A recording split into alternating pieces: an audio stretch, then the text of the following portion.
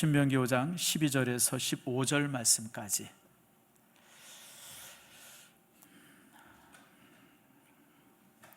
찾으셨죠?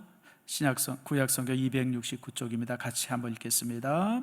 내 하나님 여호와가 내게 명령한 대로 안식일을 지켜 거룩하게 하라. 엿새 동안은 힘써 내 모든 일을 행할 것이나 일곱째 날은 내 하나님 여호와의 안식일인즉 너나 내 아들이나 내 딸이나 내 남종이나 내 여종이나 내 소나 내 낙이나 내 모든 가축이나 내 문 안에 유하는 객이라도 아무 일도 하지 못하게 하고 내 남종이나 내 여종에게 너 같이 안식하게 할지니라.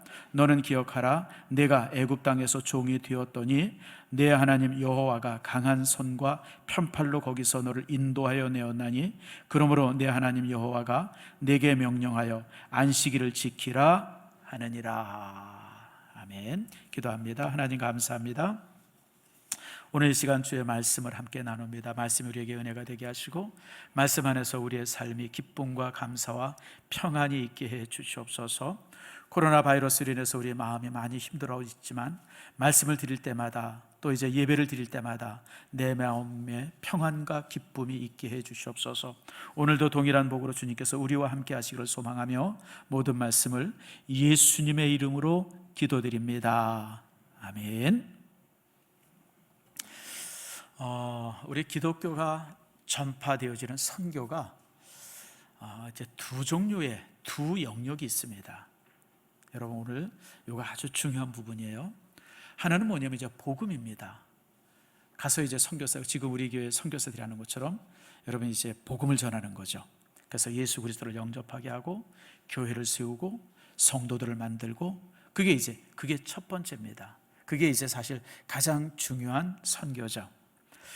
우리 교회가 이걸 위해서 이제 12가정을 파송했고 또 이제 19명의 선교사들이 좀 세계 여러 곳에 흩어져 있습니다. 동남아나 저 중앙아시아죠.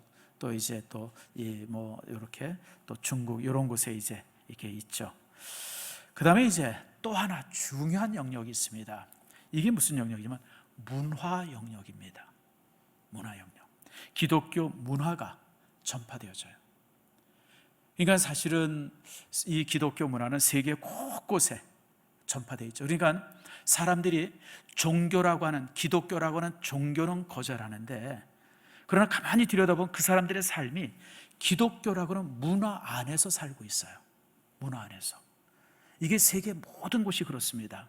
지금 지구의 인구가 이제 75억이다, 7억이다, 거기서 이제 왔다 갔다 하는 숫자인데 전체 기독교인들은 전체 이 인구의 3분의 1 정도입니다. 한 25억 정도가 크리스천입니다.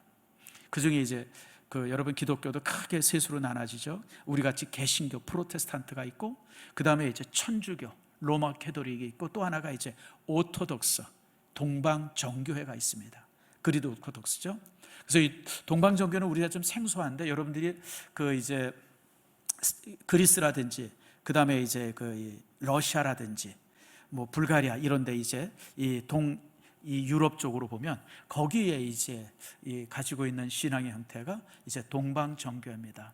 특별히 애굽이라든지 이런 사람들도 이 동방 정교회의 신앙을 가지고 있습니다. 이게 이제 이 기독교의 크게 큰 3대 이제 교파인데 그렇게 해서 이제 한 25억 정도 되죠. 근데 여러분 나머지 한 50억 정도 되는 불신자들도 무슬림들이나 불교인이나 힌두교인들 이런 사람들이 그 정도 인구가 되어지는데 그 사람들도 가만히 들여다보면요 기독교 문화 안에서 삽니다. 종교는 힌두교고 종교는 불교고 종교는 무슬림인데 근데 실제 삶은 기독교 문화 안에서 살고 있어요. 가만히 보면 그렇습니다. 자, 제가 이제 예를 좀 들어볼게요. 이슬람 사람들은요 두 가지 중요한 경전을 가지고 있습니다. 하나가 코란이고요, 또 하나가 이제 이 샤리아라고 하는 이제 일종의 이제 법입니다. 우리는 이슬람 교도들이 코란을 가지고 있다고 하는 건 누구나 다 알아요. 요즘엔 또 이제 꾸란이라고도 그러죠. 꾸란, 코란 다 똑같은 말입니다. 근데 마호멧이 죽고 나서 이제 코란도 만들어지지만 마호멧이 어떻게 살아라고 하는 삶의 윤리들을 얘기하고 이런 것들을 쭉 집대성을 합니다. 한 200여 년 동안. 그래가지고 만든 것이 이제 바로 이제 샤리아법이라고 하는데, 샤리아법. 한번 따라합시다. 샤리아법. 이 샤리아법이 실제로 이슬람 사람들이 살고 있는 법입니다. 사우디아라비아는 이 샤리아법을 헌법에 포함시킵니다. 사우디아라비아는 이 샤리아법으로 삽니다. 이제 예를 들면 이런 겁니다. 뭐 이제 그 이슬람 사람들은 첩을 4명 둘 수 있어요. 이게 샤리아법 안에 있어요. 어디 집사님 좋을 것 같죠? 이 집사님. 여러분 말도 못하기 힘들죠. 무슨 수로 한 여자 모시고 살기도 이렇게 힘들어 죽겠는데. 근데 이스라엘 사람 그게 법이에요. 그게 법. 그리고 이혼하려고 그러면 이혼은 너무 쉽습니다. 부인을 앞에다 세워놓고 나는 이 여자랑 이혼한다 3번 선언하면 이혼이 됩니다. 이게 얼마나 쉬워요. 뿐만 아니라 전쟁을 해가지고 그 이제 성전이 지하드라고 그러죠. 성전이죠. 전쟁을 해가지고 한 지역을 이렇게 딱 이렇게 점령을 하면 거기 있는 여자들은 다 강간해도 괜찮습니다. 이게 샤리아법입니다.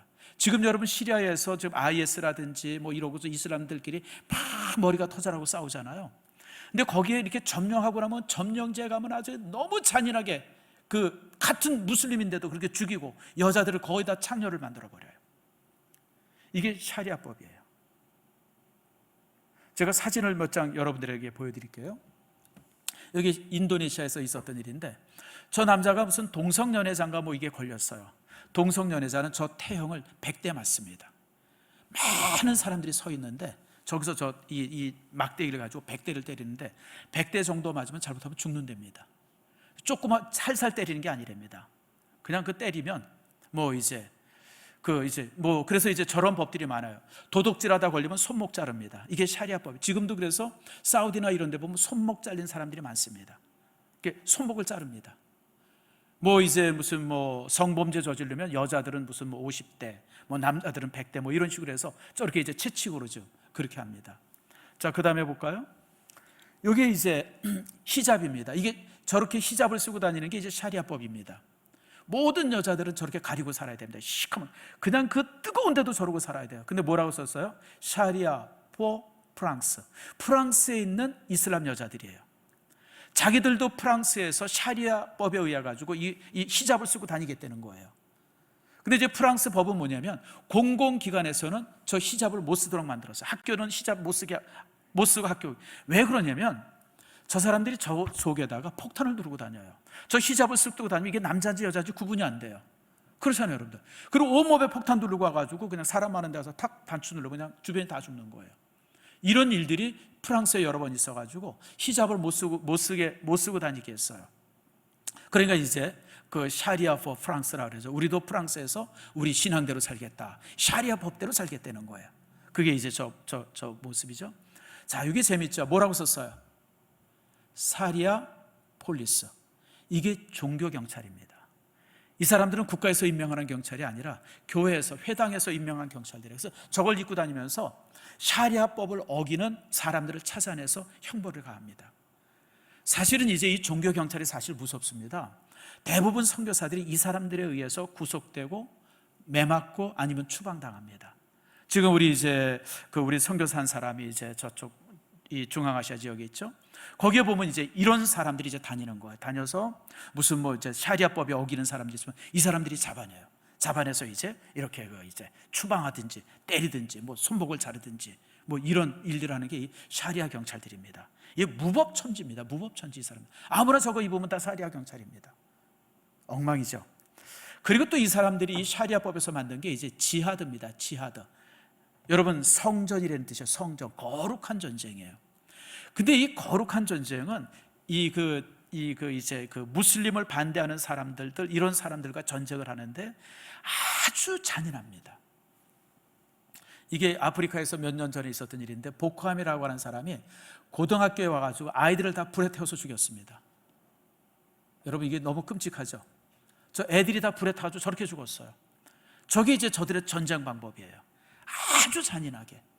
그래서 지금 여러분 중앙아시아나 이런 데 테러 일어난다든지 이럴 때 얼마나 잔인해요. 여러분 가끔 보셨잖아요. 여러분 시뻘건 옷 입혀놓고 딱 한 다음에 참수하잖아요. 그냥 목 잘라 죽이잖아요. 이게 샤리아법이에요. 그러니까 이런 샤리아법을 가지고 무슬림들이 1000년을 살았어요. 1000년을. 그런데 이제 그 속에 뭐가 들어오면 기독교 문화가 들어오기 시작한 거예요.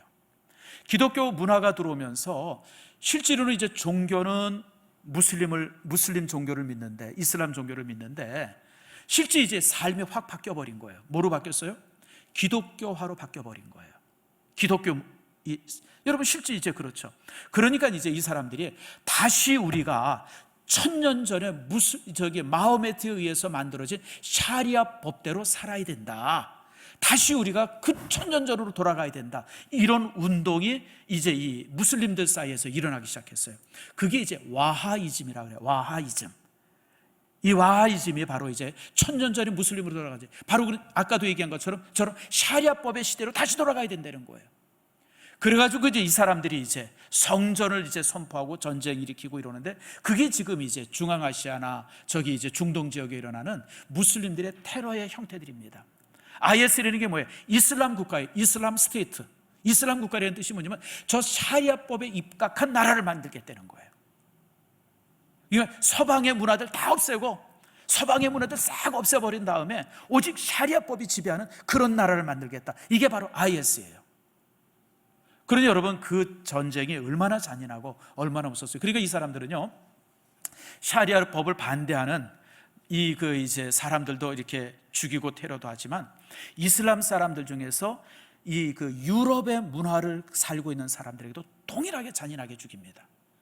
그러니까 쳐들어가 가지고 그냥 막, 여러분 보셨잖아요. 얼마 전에 벌써 한 10여 년 됐나요? 텔레반들이 아프가니스탄에서 교육받은 여자들을 다 죽였어요.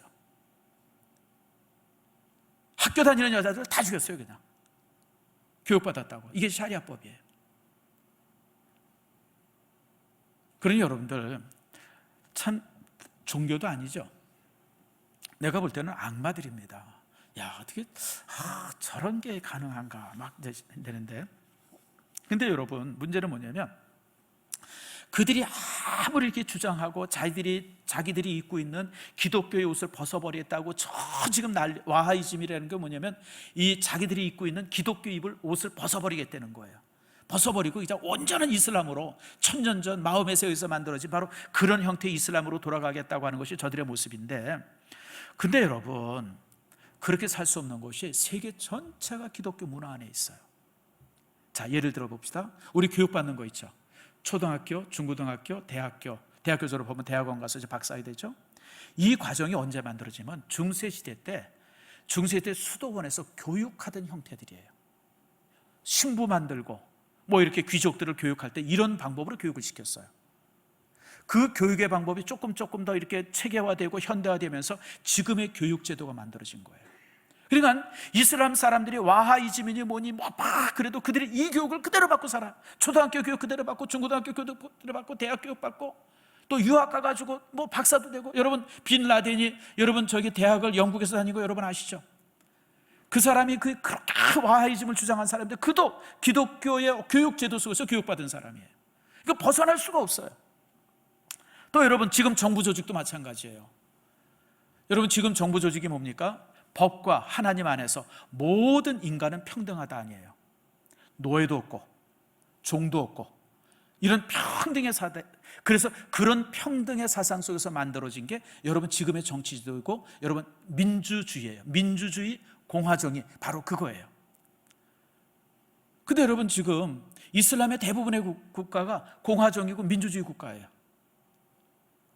자, 여러분 이슬람의 왕정 국가가 몇 없어요. 요르단이 왕정이고, 사우디아라비아가 왕정이고, 바레인이라든지 이런 나라들 몇 개가 토후국들이 왕정 국가고요. 나머지는 다 민주 국가들이에요. 이란, 이라크, 무슨 이집트, 시리아, 시리아 이런 모든 나라들 민주주의 국가예요. 이게 뭐냐면 기독교의 정치 형태예요. 벗어날 수가 없는 거예요. 그리고 여러분 자본주의도 마찬가지예요. 자본주의는 뭐가 기초가 됐어요? 칼 막스가 아니라 막스 웨버가 얘기한 것처럼 자본주의는 어디서 시작했냐면 노동을 신성시하는 프로테스탄트 윤리 속에서 자본주의가 시작이 되어진 거예요. 모든 노동은 신성하다, 무엇을 하든지 간에. 그리고 일하는 모든 것은 하나님께서 우리를 부르신 콜링이다. 목사만 사명받은 게 아니라 일터에서 일하는 모든 사람들이 사명자다. 이게 이제 이 프로테스탄트 노동 윤리예요. 여기에서 중심이 되어지면서 여러분 지금 자본주의가 만들어진 거예요. 물론 이제 자본주의가 전혀 성경적이냐? 뭐 그렇진 않아요. 어떤 여기에 또 배금주의 사상이라든지 이런 게 있어서 우리가 항상 조심해야 되는데, 어쨌든 간에 이제 그런 윤리 속에서 자본주의가 만들어지거든요. 그러니까 이런 여러 가지 모습을 볼 때에 여러분 벗어날 수가 없어요. 그들이 아무리 그래도. 그리고 가장 결정적인 것이 이 주일제도예요. 주일제도, 안식일 제도예요. 여러분 하나님께서 이 일주일을 이제 이렇게 날을 7일씩 딱 끊으셨잖아요. 그게 이제 안식일 제도인데, 여러분 우리나라만 해도 이 주일 제도가 들어온 지 이제 100년 조금 넘습니다. 제가 한번 퀴즈를 낼게요. 조선시대 때 우리나라에도 노비들이 있었어요. 노비들, 노예들이죠. 우리나라에 있었던 조선시대 때 노예들이 한 인구 중에 한 몇 퍼센트 정도 됐을 것 같아요? 여기도 내가 딱 보니까 노비들 출신들이 우리 교회는 없을 것 같은데, 여러분 너무 놀라지 마세요. 조선시대 때 30%, 많을 때는 50%가 노비였었습니다. 그러니까 여기 있는 성도들 중에 절반은 부모들이 다 노비 출신들이에요. 그렇게 많았어요, 여러분. 그렇게 상상이 가요, 여러분들? 노비들은 일주일에 1년에 몇 번 놀았어요? 1년에 딱 하루 놀았어요. 단오날 하루 놀았어요. 1년 365일 중에 364일 일했고 하루 딱 놀았어요. 우리나라가 그랬다니까요. 그래서 이 노비 제도가 언제 여러분 이렇게 없어집니까? 이 노비 제도가 없어진 게 1894년에 갑오 경쟁이 일어나면서 노비 제도가 사라진 거예요. 그러면서 여러분들 노비 제도가 사라지면서 일주일 제도가 들어서면서 6일 일하고 하루 노는 이런 삶의 체제가 언제 만들어지면 이제 100년 조금 넘어요, 여러분들. 그 전까지만 해도 우리나라 사람들은 얼마나 아무튼 그냥 엉망이죠, 삶이. 여러분 생각해 보세요. 전 국민의 30에서 50%가 노비였으면 그게 나라입니까? 여러분 조선이라고 하는 나라는 이건 나라도 아니에요.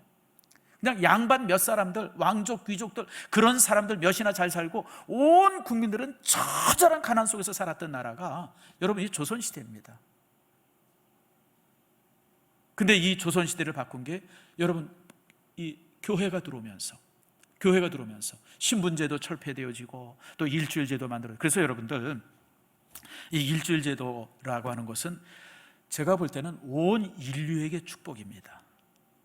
제가 어렸을 때만 해도, 제가 어렸을 때 이제 교회 안 다녔죠. 아마 여러분들 기억날 겁니다. 날 거예요. 주일을 뭐라고 불렀어요? 공일이라 했죠. 공일. 기억나십니까?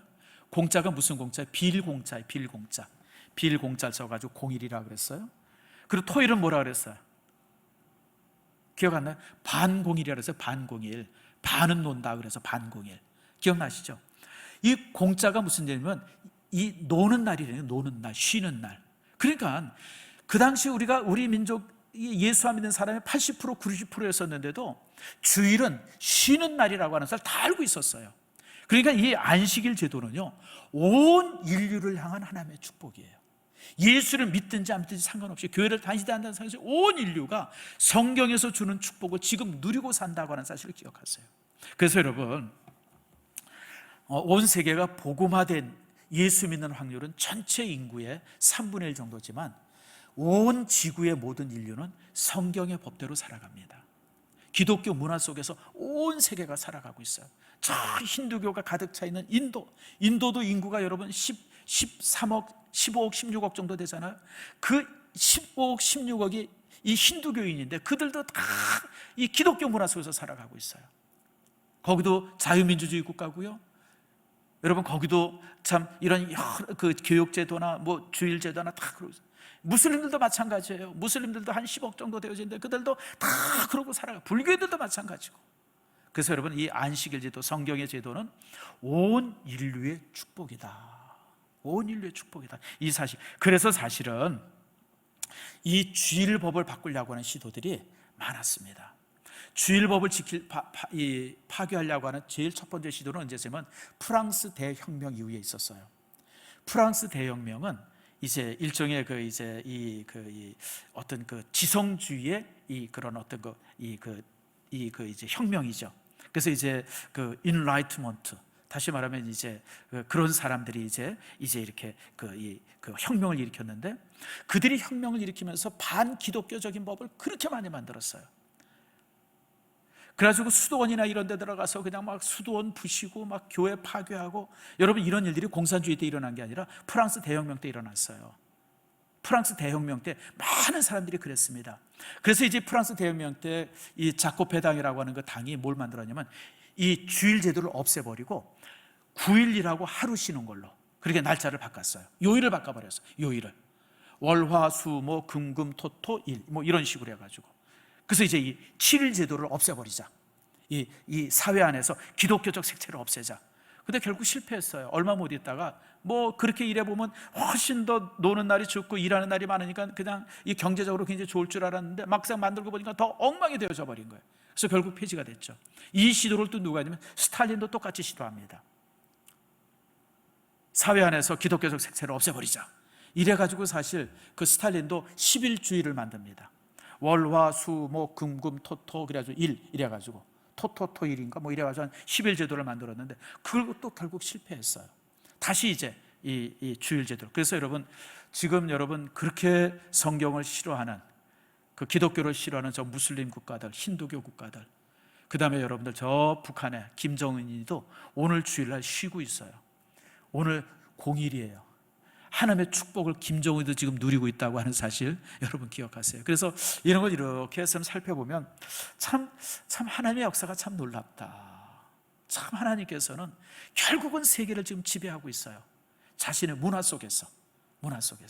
여러분 이 사실을, 그래서 오늘 이 시간에 오늘 우리에게 이제 특별히 주일이, 그래서 여러분 이 주일의 복은요, 주일의 복은 온 인류가 누리는 축복입니다.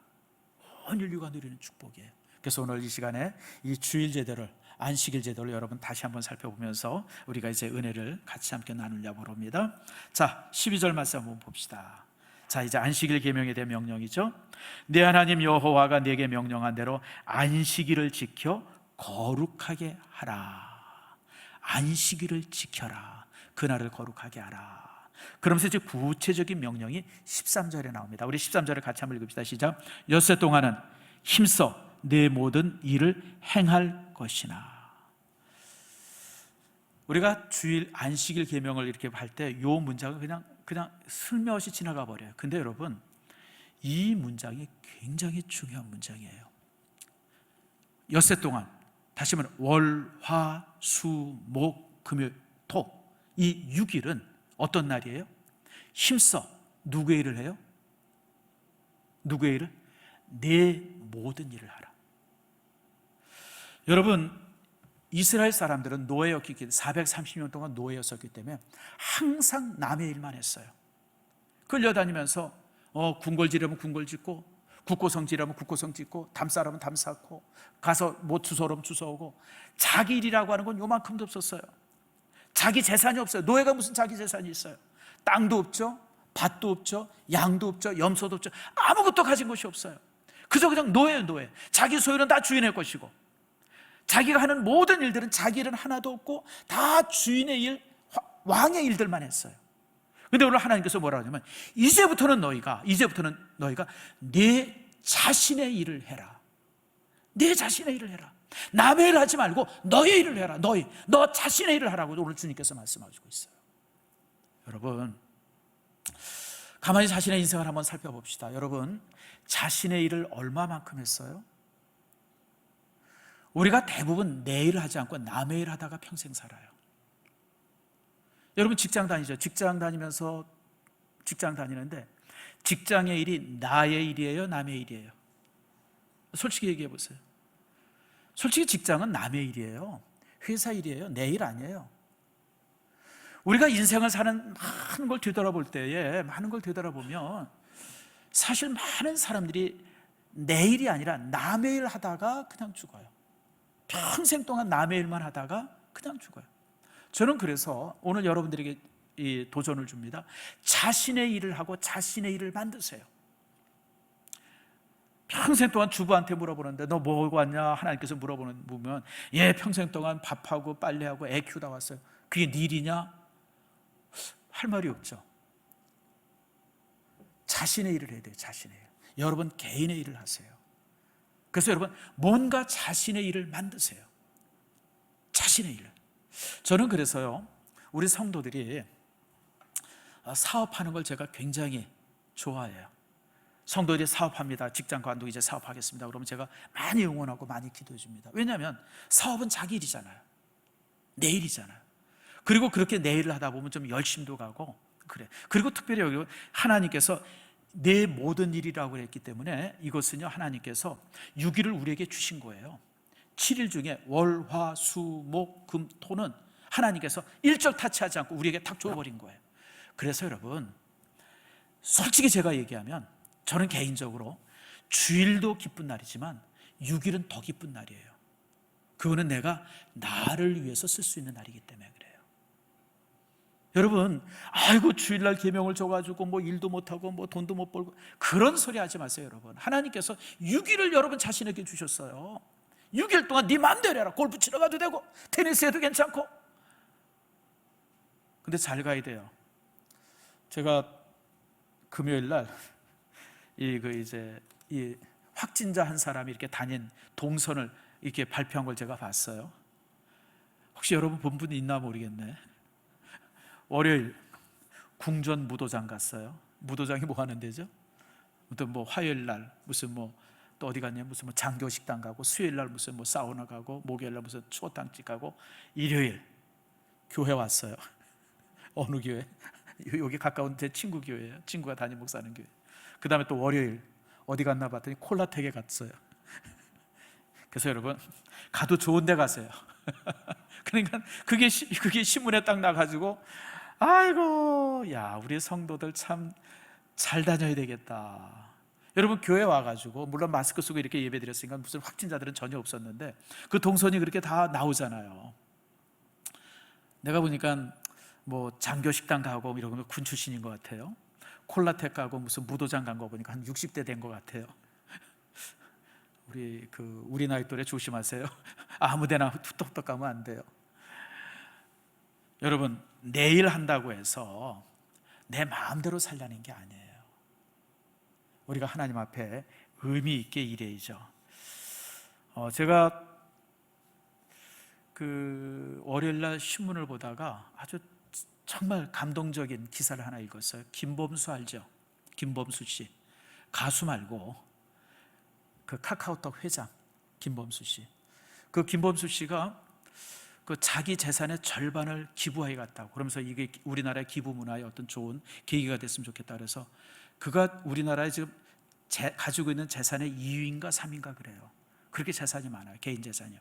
한 10억 정도 되는 것 같아요. 절반을 기부하겠다 그래서 이제 5억을 기부하는데 자기가 이제 어떻게 쓸 것인가를 지금 찾는다고 하는 기사를 제가 읽었어요. 참 얼마나 감동이 됐는지 몰라요. 세상에, 야, 이게 뭐 5억도 아니고 50억도 아니고 5천억도 아니고 5조 어마어마한 돈이에요, 여러분들. 그 기부하겠다 그래요. 그러면서 자신이 이렇게 기부하게 된 이유를 설명하는데 자기가 이렇게 어렵게 살았던 이제 학생 시절 얘기를 쭉 하면서 자기에게 큰 감동을 준 시가 하나 있다는 거예요. 그 에머슨이라고 하는 미국의 시인이 쓴 글인데 그 에머슨은 어떤 분이냐면 목사입니다. 저가 7대가 목회자의 가정에서 태어난 목사입니다. 그러니까 7대 할아버지부터 목사예요. 목사. 그리고 에머슨이 목사였었어요. 근데 이제 목사였는데 이제 결국 이제 시인이 된 사람인데 그가 이제 무엇이 성공인가라고 하는 시를 썼는 시가 있는데 자기가 그 시를 읽고 너무 감동이 되어져서 그래서 이제 자기가 이렇게 모든 걸 기부하게 됐다. 그런 글을 이제 썼더라고요. 그래서 이제 그 시를 제가 예전에는 알고 있었는데 그래서 그 시가 구체적으로 뭔가 싶어가지고 지금 찾아서 여러분과 지금 같이 읽으려고 지금 찾았습니다. 자, 한번 읽어볼까요?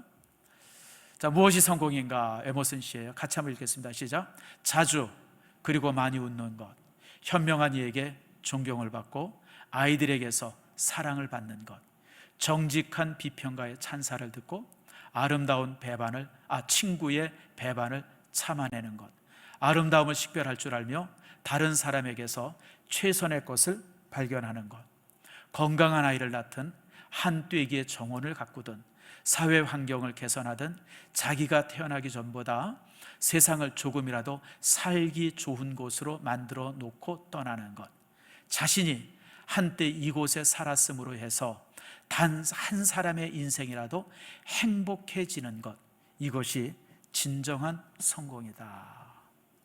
한번 물어봅시다. 성공한 사람 손 들어보세요. 왜 이렇게 겸손해요? 여러분 자신으로 인해서 내 아내든지 내 남편이라든지 내 자식이라든지 아니면 내 친구들이라든지 누구든지 그 어떤 사람이라도 행복한 사람이 있으면 그 사람은 성공한 사람이에요. 성공한 사람 손 들어보세요.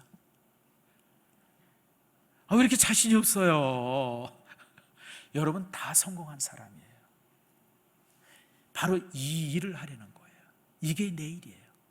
저는 이 에머슨의 시를 몇 번 읽으면서 이 시편의 말씀은 그저 성경에 한 장에 이렇게 들어가 있어도 큰 문제가 없겠다. 시편 151편에서 이걸 끼워넣어도 전혀 손색이 없겠다, 그런 생각이에요. 왜냐하면 에머슨 자체가 목사님이고, 그리고 그 시편 자체가 철저하게 예수님답잖아요. 예수님의 삶 자체가 이거잖아요. 그러니까 참, 그래서 저는 우리가 이게 성공이겠다. 그래서 저는 여러분들에게 부탁합니다. 여러분 인생을 그저 돈만 벌고 그저 남의 일만 하다가 인생을 낭비하지 마세요. 내 일을 하세요. 자기 일을 하세요. 근데 자기 일이 어떤 자기 일이에요? 바로 에머슨이 얘기한 이 성공의 길을 가세요. 그것이 돈이 생기든 안 생기든 상관없이, 다른 사람이 주목하든 안 하든 상관없이, 여러분들이 정말 이렇게 사람을 사랑하고 존중해주고, 또 친구가 나를 가슴 아프게 해도 용서해주고, 아이들을 이뻐하고, 또 사람들이 자기를 얘기할 때 정말 이렇게 건강한 사람으로 얘기해주고, 여러분 이게 인생의 성공이에요. 이게 자기의 삶이고, 이런 자기의 삶을 살 때 우리의 삶은 하나님 앞에 기쁨이 되어져요. 그래서 여러분들, 다시 말씀드리지만 주일이 소중하지만 그러나 월요일부터 토요일은 더 소중한 날이에요. 하나님께서 우리에게 주신 날이에요. 네 마음대로 쓰라고 주신 날이에요.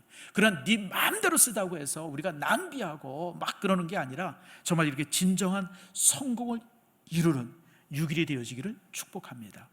남의 일만 하지 마세요.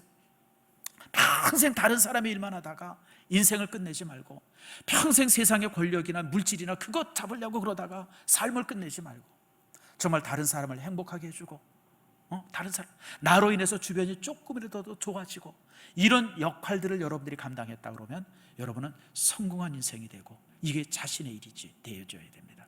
그러면서 하나님께서 말씀하시는 것이, 그런데 일곱째 날은 안식일은즉, 그래서 하나님께서 그날을 더 복되게 하셨다고 그랬어요. 우리가 월요일부터 토요일까지도 정말 복된 날이 하나님께서 나에게 주신 날이기 때문에 너무너무 감사한 날이에요. 세상에 여러분들 일주일을 7일 중에 6일을 내게 주셔서 네 마음대로 쓰라고 주셨어요. 우리는 그 6일날 무엇을 해도 괜찮아요. 그런데 한 날은 거룩한 날이다. 그날은 너희들이 안식해라. 이 거룩이라고 하는 단어 자체가 여러분들, 거룩이라고 하는 단어는 우리가 생각할 때 저기 거룩이 뭘까 종종 그런 생각을 하는데, 거룩은 딴 게 아니에요. 하나님과 관련돼 있으면 그 모든 것이 거룩한 거예요.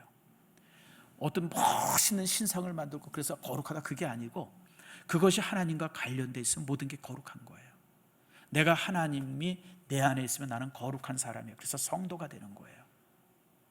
어떤 물건이 교회에서 이렇게 쓰여지면 그건 성물이 돼. 성물이라는 말이 조금 좀 애매하긴 한데 우리가 이제 성물이라고 보통 얘기를 해요. 똑같은 피아노인데, 저기 피아노 있잖아요. 저게 라이트 클럽에서 쓰이면 저게 이제 그냥 그 술집 악기가 되죠. 교회 안에서 쓰여지면 그때부터는 이제 저게 거룩한 성물이 되어져요. 우리가 조심스럽게 다루는 이유가 그래서 그런 거예요. 자, 그런데 여러분, 하나님께서는 한 날은 내 날이다, 나의 날이다. 그래서 그날은 거룩한 날이에요. 그런데 그 안식일을 거룩하게 한 이유는 하나님께서 우리에게 복을 주기 위해서 거룩하게 만든 날인 거예요. 공일이 아니에요. 놀라고 주신 날이 아니에요. 놀라고 주신 날이 아니라 하나님께서 우리에게 복을 주시려고 거룩하게 한 날이에요. 잘 기억해야 돼요, 여러분들. 우리가 주일은 아무것도 안 한 공일이다. 여러분, 이 주일을 참 이 율법적으로 지키면 별짓을 다 해요. 우리 교단에 아주 훌륭하신 목사님 한 분이 있는데, 선교사님이 주일날 이제 이 부산에서 배를 타고 이제 고향으로, 그러니까 벌써 이게 한 50년 전 얘기예요. 그 당시에 이제 배를 타고 미국에 가는 게 아니라, 비행기를 타고 가는 게 아니라 배를 타고 갔어요. 50여 년 전에는. 그래서 이제 배를 타고 가는데 그날이 주일이었었어요. 그래서 이 목사님이 그 선교사님을 배웅하기 위해서 버스를 타고 갔어요.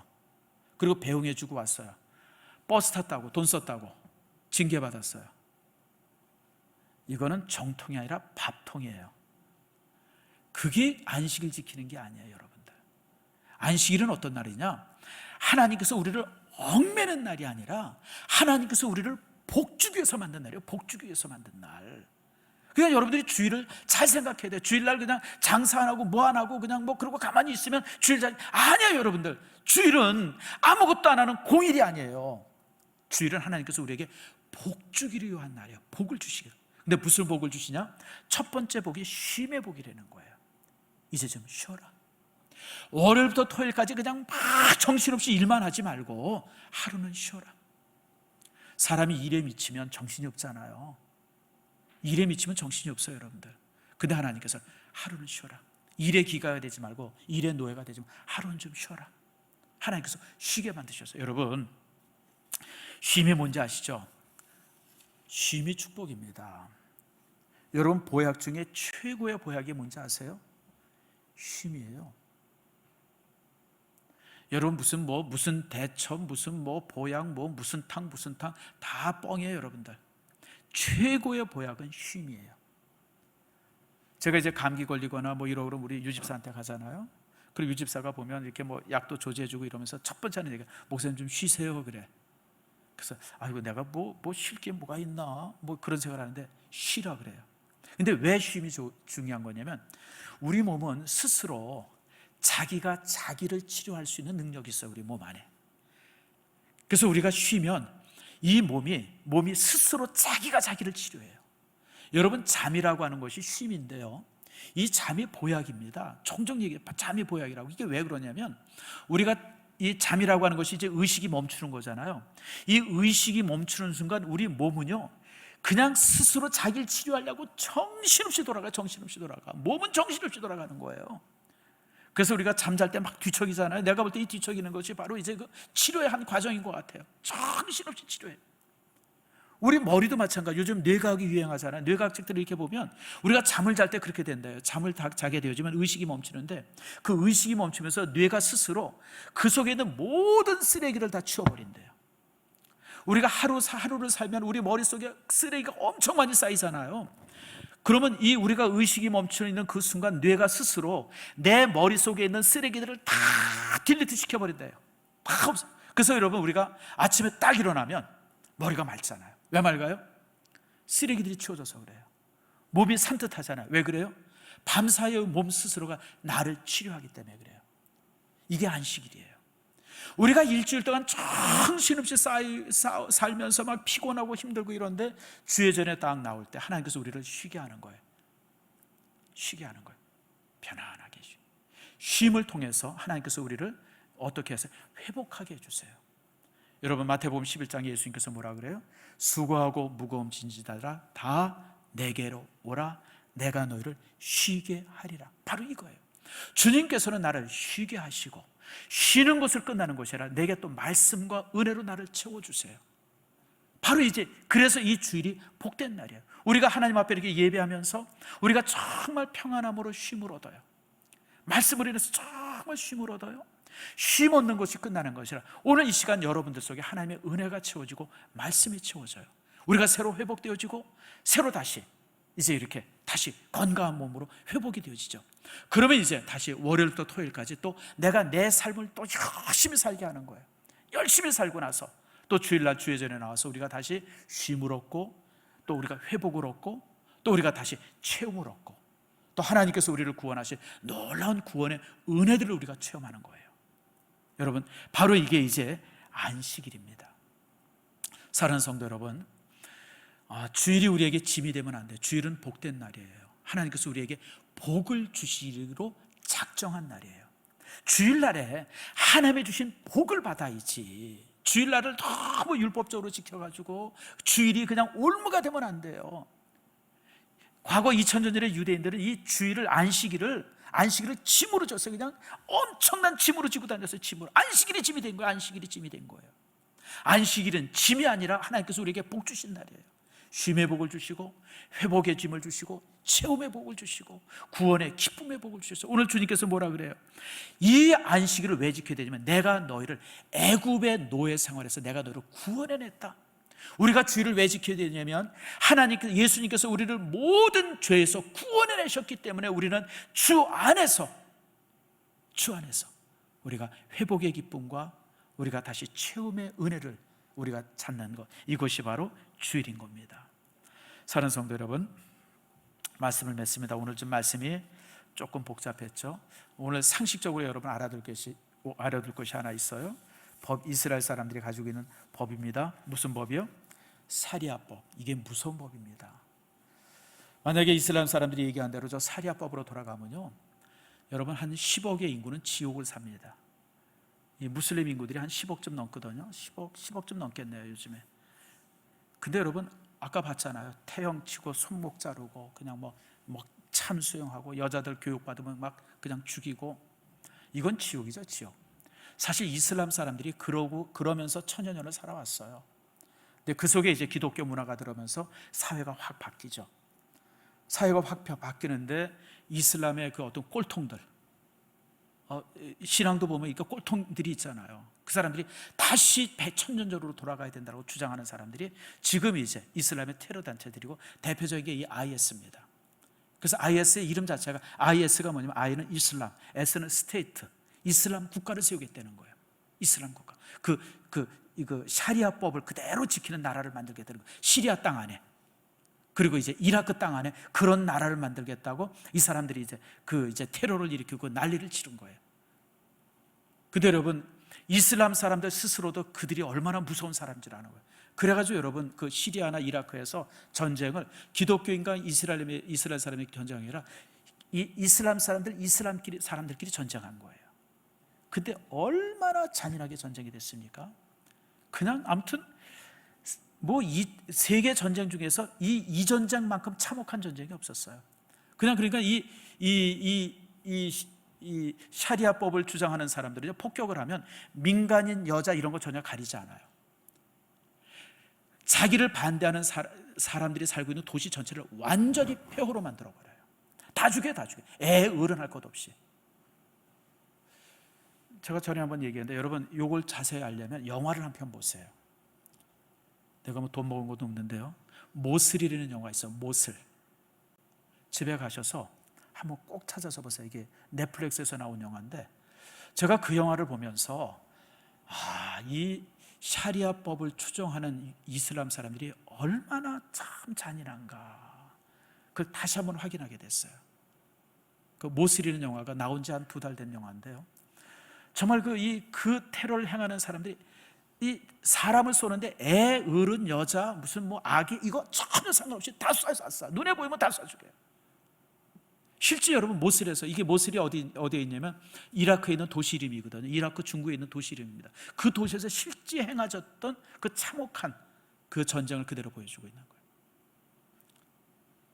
그럼에도 불구하고 그들 모두가 기독교 문화 안에서 살고 있어요. 그 중에 가장 큰 문화가 안식일법이에요. 그걸 이제 말씀했죠. 그리고 이 안식일법에서 중요한 것은 노는 게 아니에요. 6일의 축복을 기억하세요. 하나님께서 6일을 우리에게 주셨어요. 우리 행복을 위해서, 우리 성공을 위해서 주셨어요. 근데 여러분, 하나님께서 그 6일을 내 일을 하라고 주신 거예요. 남의 일 하는 게 아니라 내 일을 하라고. 여러분의 일을 하세요. 여러분의 뭔가 일을 하세요. 그 여러분의 일이 뭔지는 모르지만 에머슨의 시처럼 여러분, 그 성공의 일을 하세요. 그리고 여러분, 안식일은 하나님께서 우리에게 복 주기 위해서 만드신 날이에요. 안식일을 우리에게 짐으로 주신 게 아니에요. 복을 주셨어요. 안식일 날 우리에게 복을 주시려고, 너무 일하느라고 정신없는 우리에게 쉬게 하시려고, 우리를 회복시키려고, 또 새 힘을 채우기 위해서 우리에게 안식일의 날을 주신 거예요. 이 날은 우리에게 축복의 날이에요. 쉬는 날이에요.